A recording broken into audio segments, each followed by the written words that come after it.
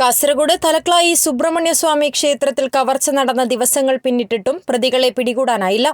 November 30 ഞായറാഴ്ചയായിരുന്നു ക്ഷേത്രത്തിലെ സ്വർണ്ണ വെള്ളി ആഭരണങ്ങളും ഭണ്ഡാരത്തിൽ നിക്ഷേപിച്ച പണവും ഉൾപ്പെടെ കവർച്ച ചെയ്യപ്പെട്ടത്. രാവിലെ 6 മണിയോടെയാണ് കവർച്ച ക്ഷേത്രം അധികൃതരുടെ ശ്രദ്ധയിൽപ്പെട്ടത്.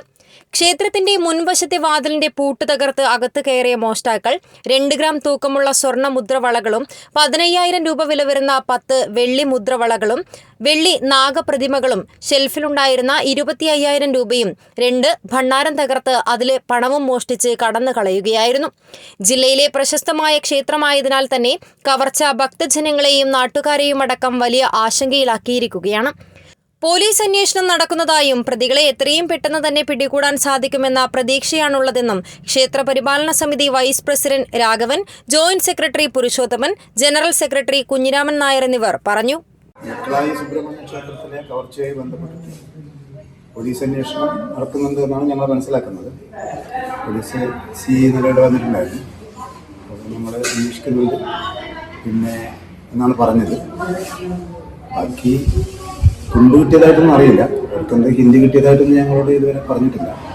അന്വേഷണം നടക്കുന്നുണ്ട്. അപ്പോൾ പോലീസിന്റെ ഭാഗത്ത് നിന്ന് നല്ലൊരു രീതിയിലുള്ള അന്വേഷണം ഉണ്ടാകുമെന്നാണ് ഞങ്ങൾ പ്രതീക്ഷിക്കുന്നത്. കാരണം ഒരു പ്രസിദ്ധമായിട്ടൊരു ക്ഷേത്രമാണ്. ഈ കളവ് വന്നതോടുകൂടി ഭക്തർമാർക്ക് ഭയങ്കര നിരാശയുണ്ട്. അപ്പോൾ എന്നാലും നീതിയുക്തമായിട്ടുള്ളൊരു കാര്യങ്ങൾ പോലീസ് ചെയ്തിട്ട് ഈ കളവ് നടത്തിയ ആൾക്കാരെ പിടിക്കുന്ന ഒരു പ്രതീക്ഷ ഞങ്ങൾക്കുണ്ട്. അതേപോലെ ഈ നാട്ടിലെ ഭക്തജനങ്ങൾക്കുണ്ട്. അപ്പോൾ നഷ്ടങ്ങൾ ഒരുപാടുണ്ട്. അതുപോലെ തന്നെ ആ നഷ്ടത്തിന്റെ പരിഹാര ക്രിയകൾ എന്നുള്ള രീതിയിലും ഒരുപാട് നഷ്ടങ്ങളുണ്ട്. അപ്പോൾ എന്തായാലും പോലീസ് ഇത് എത്രയും പെട്ടെന്ന് കണ്ടെത്തണം എന്നാണ് ഞങ്ങളുടെ ആവശ്യം. അതേസമയം പ്രതികൾക്കായുള്ള തിരച്ചിൽ ഊർജിതമായി നടക്കുന്നതായി പോലീസ് അറിയിച്ചു.